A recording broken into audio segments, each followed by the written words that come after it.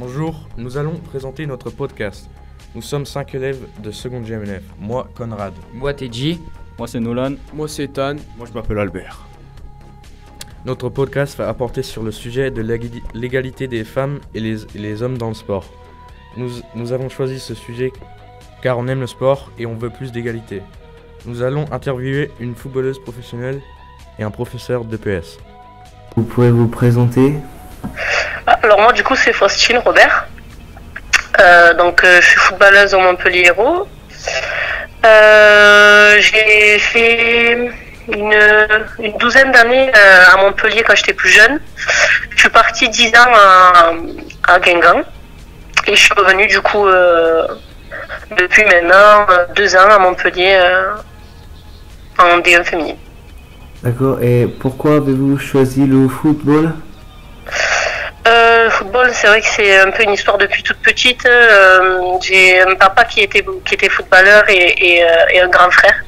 Donc c'est vrai que je les suivais assez de partout et du coup inconsciemment c'est venu petit à petit. Le fait d'y aller tous les jours, j'avais envie aussi moi de jouer au football et puis malgré que ma mère ait essayé de me mettre ailleurs, je réclamais toujours un ballon. Donc du coup à l'âge de 4 ans, j'ai commencé le foot.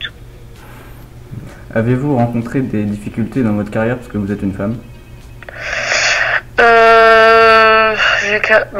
En fait, pas forcément personnellement, mais oui, forcément, on rencontre des problèmes en étant footballeuse tout court et au sein du groupe, que ça soit au sein des structures ou c'est vrai que même parfois par rapport au terrain, c'est vrai que quand les filles ne sont jamais, on va dire, privilégiées sur les terrains.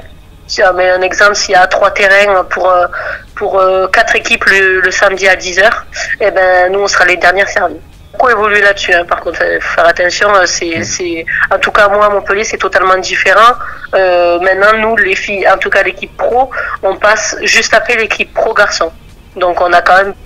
Que pensez-vous des différences de salaire entre le football féminin et le football masculin? C'est vrai qu'il y a vraiment une grosse différence qui je pense n'est pas forcément méritée d'une aussi grosse, mais après je suis, on va dire, d'accord sur le fait qu'ils gagnent quand même plus que nous parce que on n'est pas du tout médiatisé pareil. C'est bête à dire, mais c'est vrai que les garçons remplissent beaucoup plus un stade que nous et le problème c'est que c'est eux qui ramènent l'argent. Parce que c'est vrai que nous, malheureusement, c'est pas avec, je sais pas, mais peut-être 500 personnes qu'on va ramener beaucoup d'argent, sachant que on a aussi des invitations. Donc sur 500, on aura aussi des invitations gratuites. Mais donc forcément, ils ramènent quand même beaucoup plus d'argent, que ce soit au niveau de la télé, au niveau des stades. Les gens suivent beaucoup plus les garçons que les filles. Donc forcément, je comprends quand même le fait qu'ils aient un revenu plus important que le nôtre. Mais je pense quand même que nous les femmes nous sommes quand même délaissées sur le salaire parce que on est vraiment beaucoup plus basse que les garçons. En tout cas à Montpellier et la plupart des clubs, à part Lyon et Paris qui ont un salaire très cohérent, qui se rapproche on va dire des garçons, nous sommes encore très loin.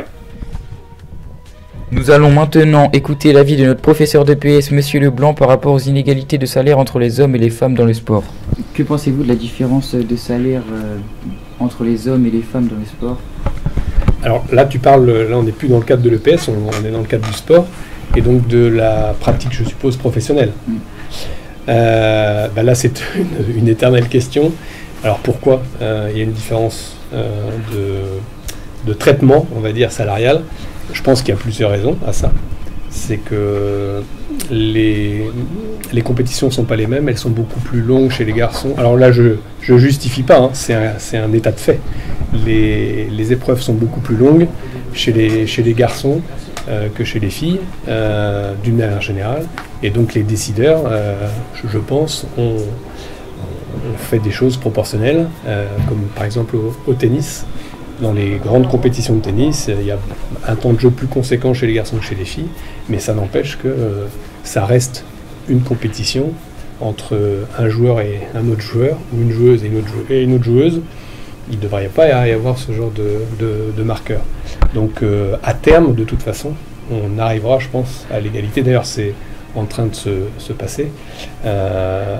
Mais c'est vrai que ça reste une difficulté sur laquelle il faudra que nos décideurs, nos gouvernants répondent, parce que pour l'instant, voilà, la différence est importante et il n'y a pas de raison que ça le soit.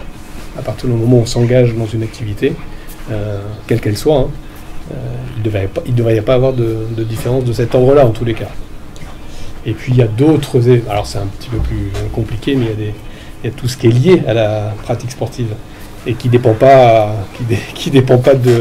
du sportif, mais de l'environnement, tout le contexte social. Et peut-être que les médias aussi ont un peu leur part de responsabilité. C'est-à-dire qu'il y a des sports qui sont plus vendeurs que d'autres, et des sports masculins qui sont plus vendeurs que les sports féminins. Et donc voilà, c'est la loi de l'offre et de la demande. Donc c'est pas simple, hein, de lutter contre ces préjugés, mais je pense que la ministre des Sports, qui est une femme, travaille aussi sur ces questions. Donc ça avance, hein, mais doucement. En Grèce antique, les hommes et les femmes étaient séparés pour la pratique du sport et pour les compétitions. De plus, les femmes ne pouvaient pas assister aux compétitions masculines. La seule compétition à laquelle elles pouvaient participer était une course à pied de 160 mètres et qui avait lieu tous les 4 ans. Les femmes ont été acceptées aux Jeux Olympiques en 1900 et seulement dans 5 épreuves. Le sport féminin se développe alors rapidement en France. On peut voir une révolution féminine dans le sport, mais il reste de la route à parcourir pour arriver à l'égalité nette, précise et sans bavure entre les hommes et les femmes.